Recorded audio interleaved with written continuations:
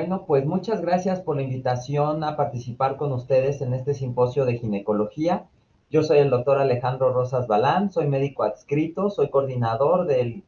servicio de la Clínica de Adolescencia en el Instituto Nacional de Perinatología y soy ginecólogo y biólogo de la reproducción. Y pues me fue otorgado el tema de abdomen agudo y complicaciones quirúrgicas en el embarazo, hablando de cirugía general justamente en estas pacientes embarazadas. Y bueno, pues para empezar con el tema, creo que algo muy importante que tenemos que hablar es cuándo consideramos abdomen agudo, porque si bien durante el embarazo podemos llegar a presentar agudizaciones de algunos procesos crónicos que se pueden dar durante la vida reproductiva de una mujer, como pudiera ser, por ejemplo, una paciente con una litiasis vesicular, pues obviamente durante el embarazo no será el momento ideal de poder realizar una cirugía. Entonces, pues va a haber ciertas indicaciones y sobre todo ciertas patologías que no vamos a poder retrasar justamente el hecho de realizar una cirugía abdominal para este tipo de complicaciones. Entonces, dentro de estas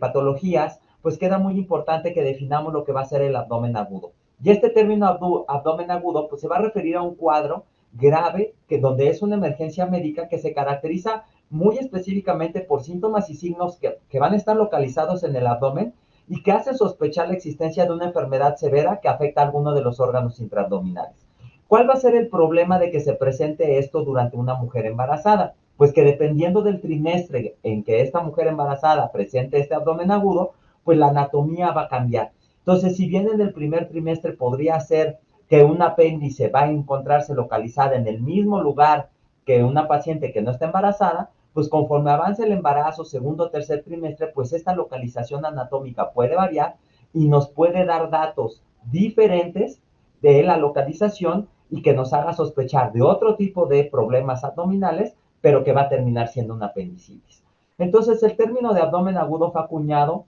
por John Beaver desde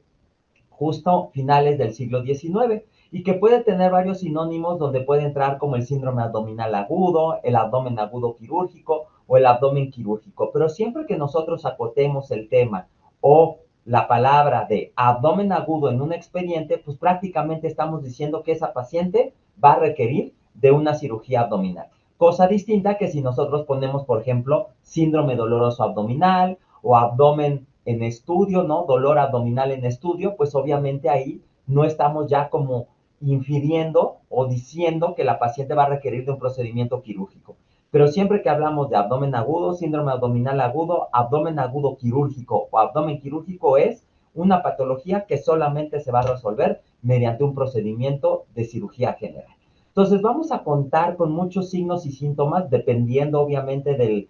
órgano abdominal que se vea afectado, pero lo que siempre va a estar como síntoma pivote, pues va a ser el dolor. Y este dolor, pues normalmente la paciente, pues va a tener un área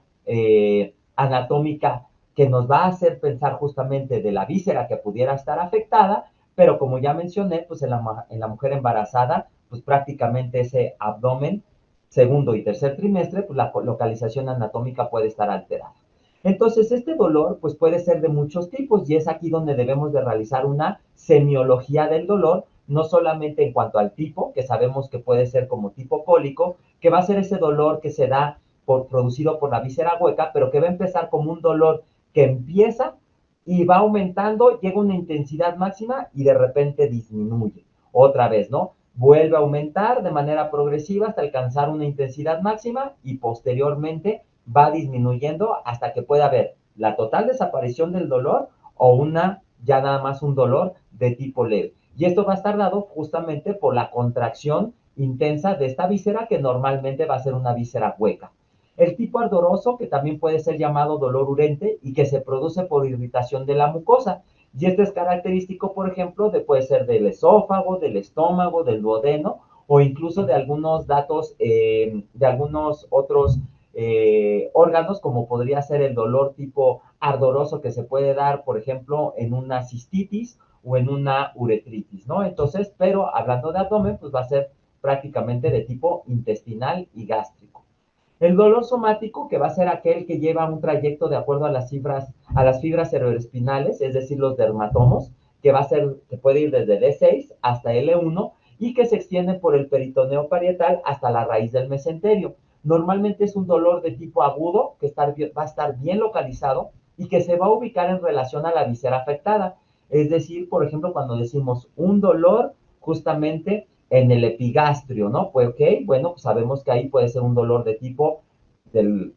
justamente del estómago, ¿no? De la víscera gástrica, un dolor que puede estar dado en mesogastrio, un dolor que puede estar dado en el hipocondrio, ¿no? Que puede ser hipocondrio derecho, y que eso podría ser característico, por ejemplo, de vesícula, ¿no? Entonces, normalmente aquí es donde la anatomía nos va a ayudar en el primer trimestre. Ya más adelante, como les decía, pues ya la anatomía va a estar distorsionada, aunque las fibras nerviosas pues van a seguir irrigando o inervando más bien a las mismas vísceras, entonces este dolor somático va a persistir su localización, pero la diferencia va a ser que el apéndice, si nosotros queremos entrar justamente con una incisión, por ejemplo, de McBurney en una paciente de tercer trimestre, probablemente pues va a estar de difícil acceso porque por la anatomía ya no va a estar localizada ahí el apéndice, puede estar rechazada hacia partes más superiores y que no podamos alcanzarla con ese tipo de incisión. El dolor referido, que va a ser producido por compromiso también de las ramas nerviosas descendentes de C3 y C4, estimulando la superficie peritonal del diafragma. Y eso es un dolor, por ejemplo, característico que se da en las pacientes posoperadas de una laparoscopía, cuando dejamos mucho aire, ¿no? Mucho gas justamente que utilizamos para distender la cavidad, pues justamente ese gas puede llegar a irritar el diafragma y la paciente está distendida y te puede referir el dolor que se va justamente hacia el hombro derecho, por ejemplo, ¿no? Ese sería pues un dolor de tipo referido. Entonces, dentro de las causas que nos pueden llegar a ocasionar un abdomen agudo, pues vean, prácticamente podemos hablar de todas las patologías que se encuentran caracterizadas por cada una de las vísceras, por lo cual sería muchísimo que podríamos nosotros abarcar en esta plática, pero nos vamos a enfocar justamente en las más comunes y en las más características. Entonces, como causas tenemos pues la apendicitis aguda, una colecistitis aguda o una colecistitis crónica litiásica agudizada, úlcera péptica aguda o complicada, una enfermedad diverticular, isquemia intestinal aguda por una trombosis mesentérica. Como saben también durante el embarazo, principalmente ya en el tercer trimestre, pues los factores de la coagulación pues van a estar aumentados y van a aumentar el riesgo de trombosis. Entonces, justamente una isquemia intestinal por una trombosis mesentérica pues puede ser una causa de abdomen agudo. Una obstrucción intestinal aguda por bridas posoperatorias, cuerpos extraños o el mismo embarazo que está ocasionando una obstrucción mecánica y que justamente nos puede dar ya datos de una obstrucción intestinal. Una hernia estrangulada, que esta principalmente se puede dar a lo que es del nivel inguinal en las mujeres, crural, o también a nivel de la hernia que se puede formar a nivel de justamente umbilical. Traumatismos abdominales complicados, por ejemplo, pacientes embarazadas que van de acompañantes en un accidente automovilístico o que incluso ellas van manejando, pues obviamente por el tamaño de la pancita, la cercanía del volante, pues en cualquier enfrenón es mucho más común que se dé un golpe justamente en el abdomen y que no es motivo de la plática, pero que también sería un traumatismo abdominal y que pudiera llegar a tener como complicación, por ejemplo, una ruptura uterina o un desprendimiento de placenta. Bueno, en este caso, el traumatismo abdominal podría ser algún estallamiento de alguna víscera. Volvulus intestinal, embarazo ectópico roto, un divertículo de Meckel también complicado o infectado, pues justamente pueden darnos causas como de una paciente que puede llegar a tener un abdomen agudo. Y tendremos también causas que podemos establecer como las que vimos anteriormente, como causas no obstétricas, ¿sí? Porque las que mencioné, por ejemplo, del traumatismo me da una ruptura uterina, sería un abdomen agudo de una causa obstétrica o un desprendimiento de prematuro de placenta, pues nos puede dar también dolor intenso abdominal, justamente saben, acompañado de una hipertonía uterina, descensos o alteraciones en la frecuencia cardíaca fetal, descompensación hemodinámica, y obviamente eso va a ser una causa de una cesárea de urgencia, pero también de un abdomen agudo en el caso, por ejemplo, de una ruptura uterina, porque pues obviamente va a haber sangrado hacia la cavidad abdominal y eso nos va a dar pues, datos de irritación peritonal que van a estar acompañados, puede ir de dolor y descompensación hemodinámica. Pero entonces dentro de estas causas que van a ser no obstétricas, pues vamos a tener la apendicitis aguda, la colecistitis aguda, también una pancreatitis, una obstrucción intestinal, litiasis renoureteral o una úlcera péptica perforada. Y entonces, justamente, aquí va a cobrar gran importancia por la exploración física. Sí, la paciente va a llegar por un dolor, de preferencia de tipo abdominal, y nosotros tendremos que realizar esta exploración física, esta semiología del dolor, justamente, no solamente preguntando el tipo, sino la intensidad, la evolución, qué datos lo acompañan, qué datos lo pueden aumentar, qué datos lo disminuyen, y de acuerdo a eso, a esta exploración física, pues lo principal va a tratarse de encontrar pues los datos de irritación peritoneal, porque estos datos de irritación peritoneal nos pueden estar marcando la pauta para saber justamente que el peritoneo está comprometido y podría estar comprometido por sangre, por pus, por algo que lo está justamente irritando, que le está dando el dolor y que de esta manera nos está dando muy probablemente un dato de que va a requerir un procedimiento quirúrgico. Otro tipo de datos que se pueden llegar a presentar, por ejemplo, en el caso de una apendicitis o un proceso infeccioso, pues podría ser la fiebre, la náusea, el vómito, y aquí también cobra importancia pues, las características de ese vómito. Si ese vómito es en proyectil, si es de contenido gastrobiliar o es de contenido fecaloide, por ejemplo, porque eso nos podría estar hablando de obstrucciones de tipo bajo, ¿no? En el caso de un vómito de tipo fecaloide, o en el caso de un vómito ya gastrobiliar, pues algún tipo de una obstrucción mucho más alta. Si va acompañado de sangre, por ejemplo, si esa sangre es fresca o si esa sangre es coagulada, también nos puede estar marcando, como ustedes saben, la altura, si es por debajo del ángulo de Tritz o por arriba del ángulo de Tritz, pues eso nos puede hablar justamente de estas características, de dónde podría estar dándose el sangrado o, como lo había mencionado, justamente los datos de una obstrucción. Hablando también dentro de la exploración física, pues todos sabemos que dentro de esta semiología del dolor y en nuestras clases de propedéutica, pues vemos lo que son los signos. Y estos signos, por ejemplo, son característicos de patologías abdominales y que nos pueden estar justamente dando una idea de qué víscera es la que puede estar comprometida. Entonces, en el caso del signo de Blomberg, por ejemplo, podemos hablar de cuando tenemos el dolor justamente al comprimir y se aparece este dolor al descomprimir bruscamente la región cecal por esta, digamos, trayecto o el paso de este gas intestinal y que va a provocar el dolor. El signo del psoas, sensibilidad al presionar el músculo psoas derecho y que eso, por ejemplo, puede ser parecido a lo que hacemos cuando estamos investigando, por ejemplo, el signo de Murphy, que ese es característico justamente de la apendicitis y que se puede dar el dolor posterior a una apnea, que es el cese de la respiración, cuando cesa el paciente, cuando se realiza una inspiración profunda mientras se realiza una palpación o compresión por debajo del rebordo costal derecho. Y aquí es pensando principalmente cuando hablamos de vesícula. Y ahí, perdón, me confundí con el punto de McBurney, ¿no? Me refería al punto de McBurney en el hecho de la paciente con apendicitis que se puede parecer al de Blomberg. El signo de Murphy, comprimimos justamente el reborde costal y le decimos al paciente que meta aire y al hacer la inspiración profunda lo que hacemos es llenar los pulmones, llenar la caja torácica, con esto desciende el diafragma, desciende el hígado junto con la vesícula biliar y obviamente eso acerca hacia el punto donde nosotros estamos comprimiendo y eso va a despertar el dolor, ¿no? Y el punto de McBurney, que es precisamente un punto que vamos a encontrar cuando trazamos una línea de lo que es la cicatriz umbilical hacia la espina ilíaca anterosuperior, y entonces en la unión del tercio externo con el tercio interno, prácticamente ahí nosotros comprimimos y podemos despertar un dolor intenso, ¿no? El otro signo que podemos encontrar en esta exploración del abdomen, pues es el signo de Robson. Este signo va a ser en la fosa ilíaca derecha al presionar al punto equivalente del McBurney del lado izquierdo, de modo que los gases del colon se desplacen hacia el ciego. Entonces, cuando yo comprimo,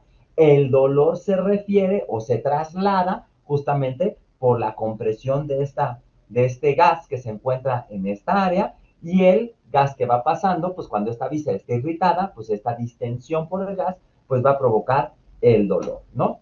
Tenemos más signos, como podría ser el signo de la ola, si ustedes recordarán, es en pacientes que tienen ascitis, que es como si nosotros empujáramos de un lado y sentimos cómo la víscera choca del otro lado, justamente por esta cantidad de ascitis, pues se desplaza este dolor, signo de la ola, del témpano, que es como si fuera un hielo que se desplazara dentro de un vaso y que cuando le pegamos, pues golpea justamente del lado contrario. Entonces, todos estos signos, pues nos van a ayudar a saber, pues qué víscera es la que pudiera estar distendida. Ya vimos apéndice, vimos vesícula, vimos ileocecal, ¿no? Y entonces todo esto, pues nos ayuda justamente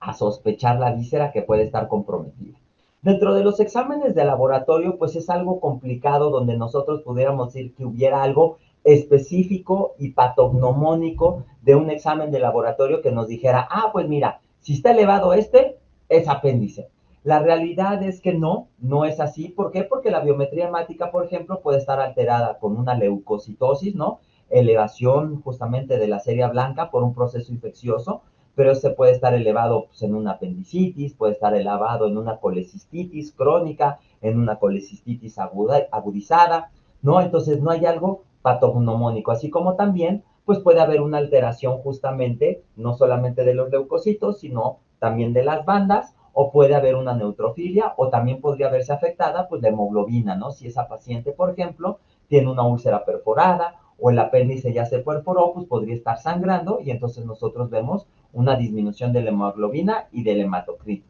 En el caso de la química sanguínea, bueno, pues glucosa, urea, creatinina, ácido úrico, pues normalmente eso se puede estar elevando ya cuando hay un compromiso de tipo renal, ¿no? Cuando empieza a haber ya una hiperazoemia, o en el caso de la glucosa elevada, podría haberse elevado en un caso, por ejemplo, de pancreatitis, y ahí sí habría algunas características de exámenes de laboratorio que nos podrían ayudar en esta patología, como sería la amilasa y la lipasa, pero también podemos sospechar o realizar todos estos estudios para ir descartando probables causas. Pruebas de funcionamiento hepático, pues obviamente lo que son bilirrubinas, lo que son justamente transaminasas, pensando en padecimientos hepáticos, no solamente de vesícula, sino por ejemplo una hepatitis, una cirrosis, ¿no? Que si bien no son causas de dolor como el hígado graso también, pues bien podrían justamente estarnos hablando de otro tipo de patologías. El examen general de orina, bueno, pensando en una infección de vías urinarias y que nos pudiera estar dando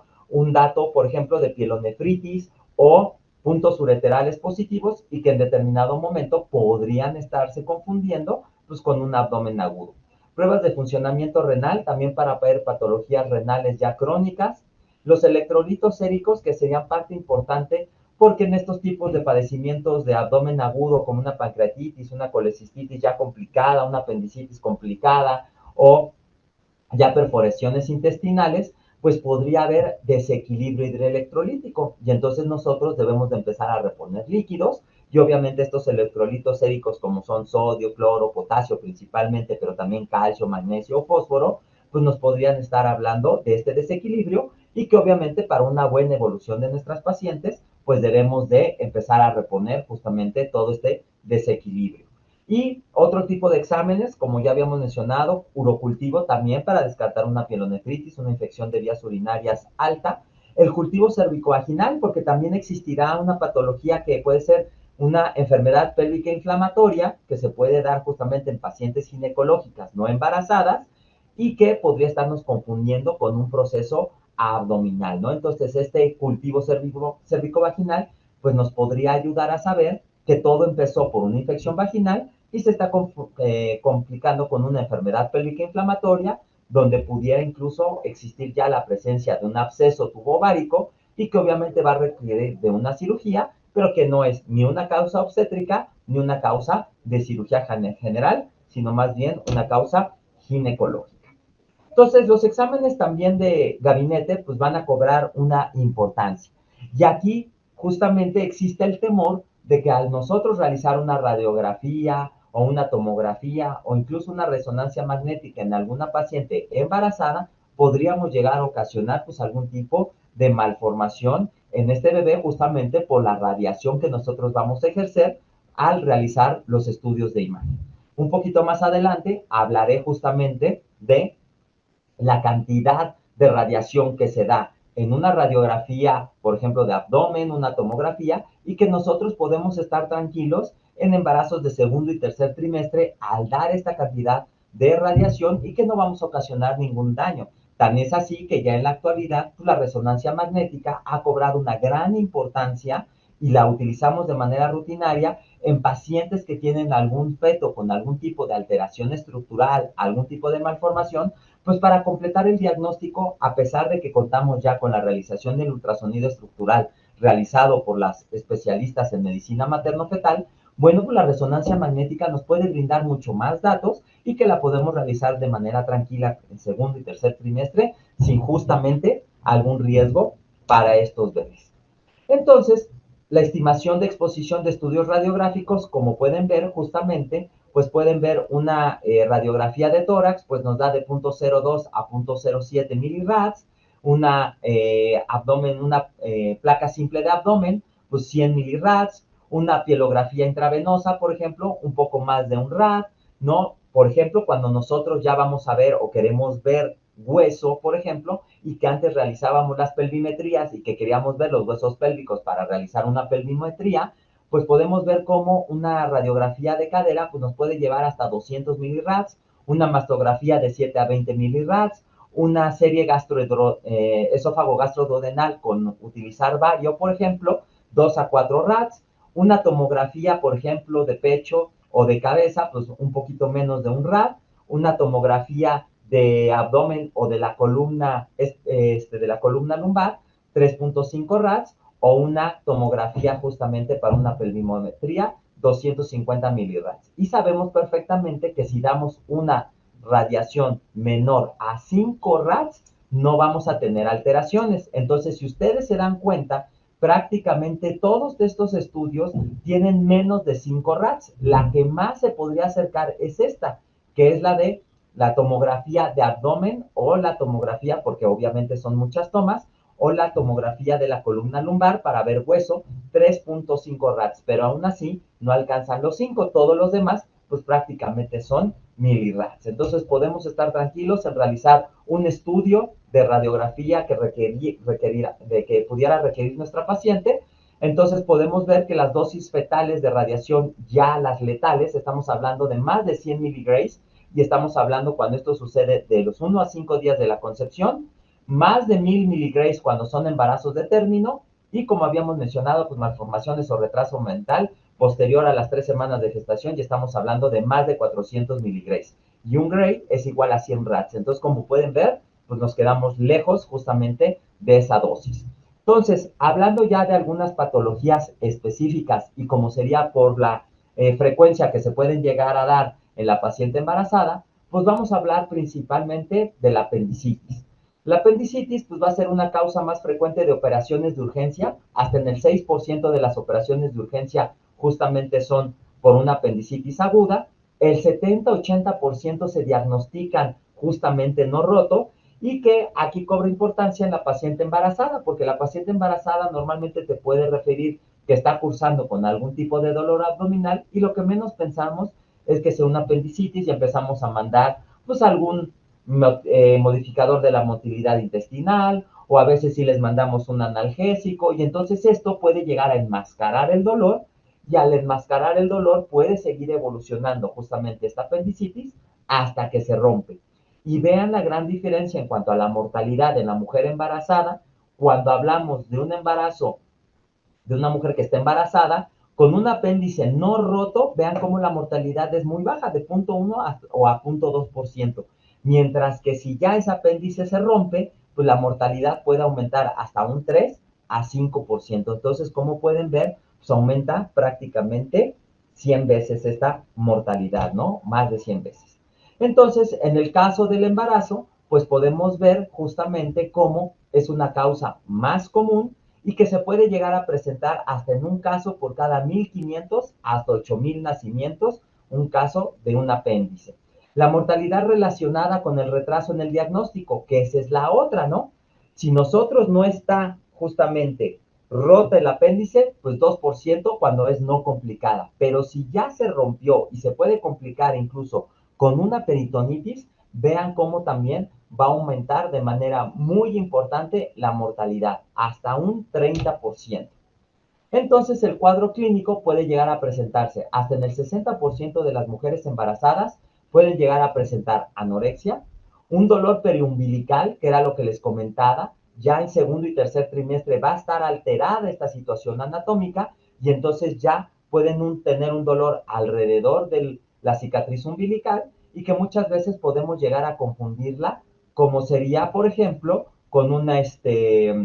hernia, ¿no? Una hernia umbilical y que nos pudiera llegar a dar ese tipo justamente de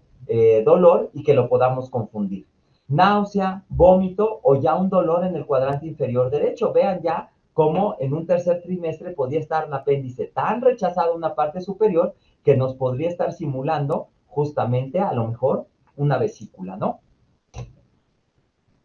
¿Qué exámenes de laboratorio y gabinete vamos a realizar nosotros? Pues como podemos ver, la biometría, ¿no? Donde vamos a encontrar una leucocitosis, que hay que recordar que la paciente embarazada también incluso podríamos llegar a sospechar leucocitosis cuando son superiores a 16,000 leucocitos, ¿no? ¿Por qué? Porque durante el embarazo, cifras de 10, 12,000, 14,000, las podríamos todavía hasta considerar normales. Ya una pandemia, que puede ser 2, 3, en el caso de embarazadas puede ser superior al 6%, y por esta irritación justamente que puede existir durante ya de manera intraperitoneal puede llegar a haber una hematuria microscópica por irritación de los ureteros y que no podemos encontrar datos muy específicos en una radiografía, ¿no? Podemos encontrar pues ya el edema interasa, podemos encontrar niveles hidroaéreos, podemos encontrar la ausencia de gas en el ámpula rectal ya por la hipomotilidad que está teniendo este intestino. Obviamente a la exploración física vamos a encontrar ya puede ser o una peristalsis de lucha o puede ser justamente la ausencia ya de ruidos peristálticos. Y la imagen en pila de monedas. Y aquí podemos ver algunas radiografías donde podemos encontrar principalmente lo que es el edema interasa, podemos ver cómo existe ya el engrosamiento justamente de esta pared intestinal por el edema, la inflamación que está teniendo, o los niveles hidroaéreos, que para eso necesitaríamos justamente comparar lo que es siempre la placa simple, tanto en decúbito como en de pie, para que podamos comparar y ver las diferencias que hay entre una placa y otra, ¿no? También podemos llegar a ver lo que es ya cuando se encuentra la perforación de esta víscera hueca, ¿no? Del apéndice. Podemos ver ya aquí lo que son niveles hidroaéreos, podemos ver la línea del diafragma y luego ver estos niveles aéreos, justamente el aire subdiafragmático, por la presencia de gas dentro de la cavidad abdominal. Y luego la otra, lo que le llaman la imagen de pila de monedas, que podemos ver justamente cómo se ve ya el intestino y podemos ver por esta gran cantidad de edema cómo se va formando pues esta imagen de pila como si fueran varias monedas que vamos nosotros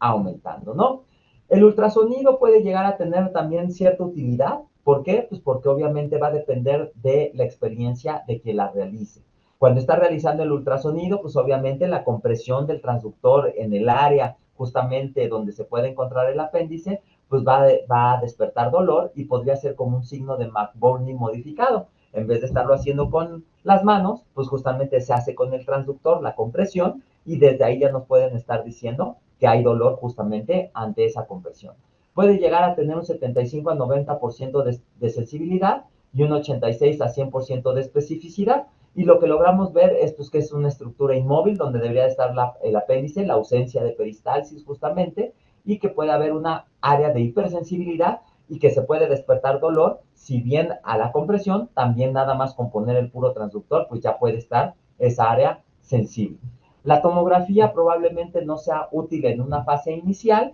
pero ya en fases más avanzadas, pues nos va a ayudar a descartar ya perforaciones, que haya complicaciones como abscesos o descartar otro tipo de patologías como una masa abdominal que pudiera estar localizada justamente en esa área. ¿Cuál va a ser el tratamiento? Como habíamos mencionado, pues la estabilización hidroelectrolítica, ¿no? Son pacientes que obviamente por estar en anorexia, que no están consumiendo agua, no están consumiendo alimento, pues van a estar deshidratadas, van a tener una descompensación con una disminución normalmente, pues en lo que puede ser los electrolitos séricos, y porque nosotros debemos de irlos reponiendo, porque si no, una complicación que vamos a tener nosotros posterior a nuestro evento quirúrgico, pues ya puede ser la presencia, por ejemplo, de un hilo hidroelectrolítico, ¿no? Un hilo que ya se está dando por una falta de potasio, una falta de cloro, una falta de agua y que está condicionando que ese intestino o esa víscera pues no esté teniendo sus movimientos de manera adecuada y lo que va a comprometer una recuperación de la paciente, un retraso en la vía,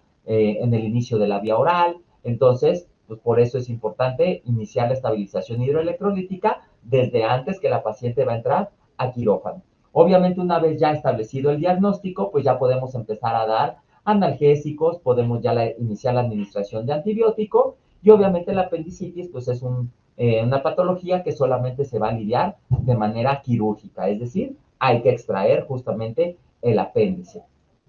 ¿Cómo vamos a realizar este abordaje? Pues puede depender de la habilidad del cirujano y en muchas ocasiones también dependerá pues, del trimestre en el que se encuentre la paciente. Si la paciente se encuentra en primero o inicios del segundo trimestre, pues estamos pensando que la realidad es que la laparoscopía pues no va a representar ningún tipo de problema porque la anatomía no ha variado, porque obviamente el compromiso respiratorio pues va a ser mínimo, porque obviamente no va a existir la compresión del feto sobre la vena cava, el retorno venoso, obviamente la función respiratoria por justamente ese compromiso de la ventilación mecánica, donde si bien el útero ya va a estar grande en un tercer trimestre avanzado, pues aparte nosotros para poder realizar la laparoscopía insuflamos gas dentro de la cavidad abdominal, pues la restricción respiratoria va a ser mayor. Y ahí el problema del anestesiólogo pues es para mantener justamente adecuados volúmenes respiratorios, una adecuada saturación. Entonces, primer y a inicios del segundo trimestre, la realidad es que la laparoscopía sigue siendo la vía ideal para poder abordar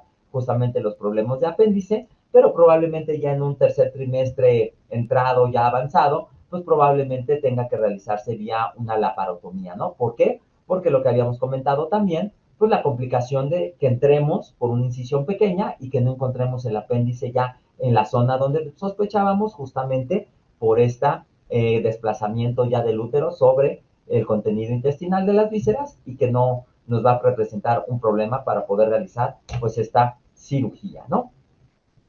Otro tipo de complicaciones o de patologías que nos ocasionan abdomen agudo, pues sería la colecistitis aguda o la colecistitis crónica agudizada, ¿no? Y esta colecistitis, pues va a ser justamente la inflamación aguda de la vesícula biliar y que por la general va a estar relacionada por cálculos biliares que van a obstruir justamente alguno de los conductos de salida de la vesícula biliar, del contenido de los flujos biliares y que pues no se puede complicar ya con una infección, ¿no? Entonces tenemos pacientes que van a tener una colecistitis crónica y que bueno, la diferencia entre esta colecistitis crónica o la colecistitis crónica agudizada o la colecistitis aguda, pues va a ser la presencia de la infección de la vesícula, ¿no? Vamos a tener no solamente el dolor tipo cólico, ¿no? Que es característico en el hipocondrio derecho, el cólico biliar, y que aparte no va a ceder con analgésicos y que va a estar dado la presencia de leucocitosis, ¿no? La paciente con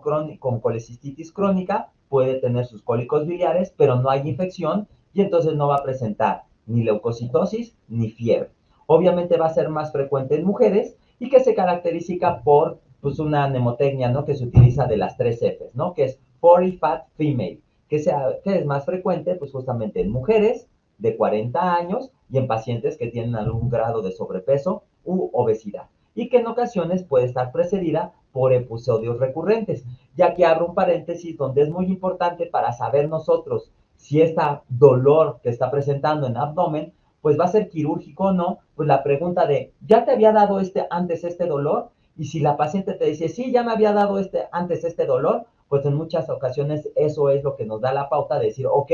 no hay urgencia, seguramente no será alguna causa de abdomen agudo, puede ser algún tipo distinto de dolor abdominal que no va a requerir un procedimiento quirúrgico, pero si la paciente agarra y te dice, pues es que nunca me había dado este dolor, nunca me había dado de esta intensidad, pues desde ahí ya podemos empezar a sospechar que muy probablemente pueda requerir de un procedimiento pues quirúrgico, ¿no? Entonces la fisiopatología, pues como lo habíamos mencionado, va a ser la obstrucción del cuello vesicular por un cálculo, va a haber un aumento de la presión luminal, inflamación de la pared vesicular, tan es así que, bueno, cuando realizamos el ultrasonido para descartar esta patología, podemos ver el engrosamiento justamente de esta pared por la inflamación, va a haber una proliferación bacteriana y que esto es lo que nos va a dar pues, la leucocitosis y la fiebre.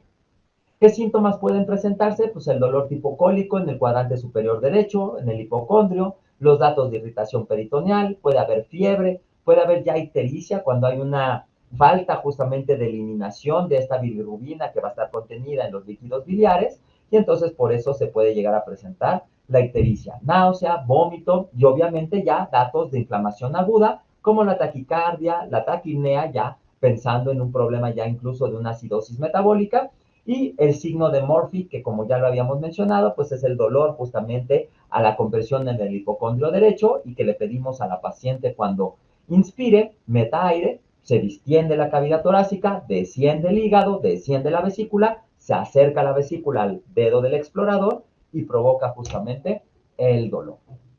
Entonces, ¿qué datos también podemos encontrar de laboratorio y gabinete? Pues la leucocitosis con desviación a la izquierda, una neutrofilia, puede haber elevación de las bilirrubinas, de la milasa, de la fosfatasa alcalina, y la milasa nos puede ayudar justamente para descartar pancreatitis, que en la cuestión de pancreatitis se eleva pues muchísimo, ¿no? Las radiografías pueden ser inespecíficas, aquí sí, lo que más nos va a ayudar va a ser el ultrasonido, porque va a tener una alta precisión para ver los cálculos biliares y el engrosamiento de la pared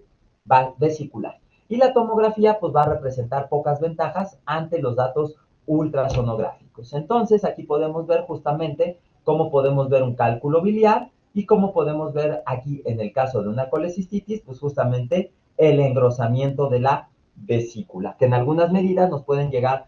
a mencionar que pueden ser mayores de 6 milímetros estos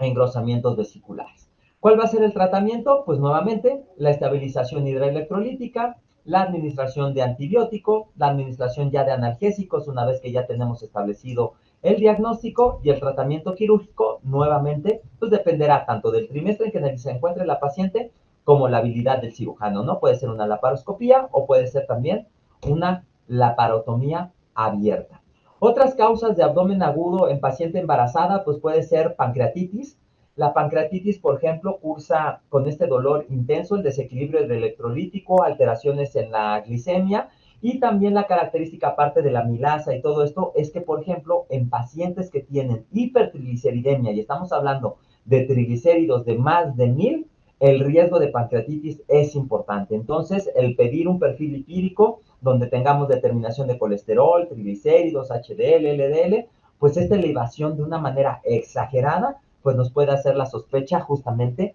de una pancreatitis. Otras causas que nos pueden enmascarar pues un abdomen agudo podría ser la pielonefritis, por esto que les había mencionado, que esto, bueno, lo exploramos con los datos del Giordano, los puntos ureterales, obviamente contar con un ego, pacientes que tuvieron infecciones de vías urinarias maltratadas, pues nos pueden ayudar. Y la otra, la gastritis o una úlcera gástrica, que justamente ahí habrá que hacer el diagnóstico diferencial, puede ser justamente con una biometría y viendo que si una úlcera gástrica ya está perforada, pues nos puede dar datos de descompensación hemodinámica, desequilibrio del electrolítico, a diferencia de la gastritis que solamente va a ser el dolor pues agudo en la boca del estómago, de tipo punzante o transfictivo, que nos puede dar y que por lo general pues los desencadena ciertos tipos de alimentos, ¿no? Ya sabemos, irritantes, condimentados, y que normalmente ha cedido ante la administración ya sea de protectores de la mucosa gástrica, inhibidores de la bomba de protones, todo este tratamiento que ya sabemos justamente para gastritis. Entonces, bueno, pues la realidad es que con esto podemos hablar justamente de las causas más frecuentes de abdomen, hablando de cirugía general en la paciente embarazada, apéndice, vesícula, dentro de las causas de mortalidad importantes, descartar pancreatitis, y sobre todo, pues ya como ginecólogos nosotros pues, nos encargamos de descartar las causas de origen obstétrico, ¿no? Como sería pues, una ruptura uterina, como sería un desprendimiento prematuro de placenta, o en el caso de la paciente ginecológica, pues descartar, por ejemplo, la enfermedad pélvica inflamatoria. Pues muchas gracias por estar atentos ante la clase, quedamos pendientes y muchas gracias, reitero nuevamente el agradecimiento al comité organizador por haberme invitado a dar este tema.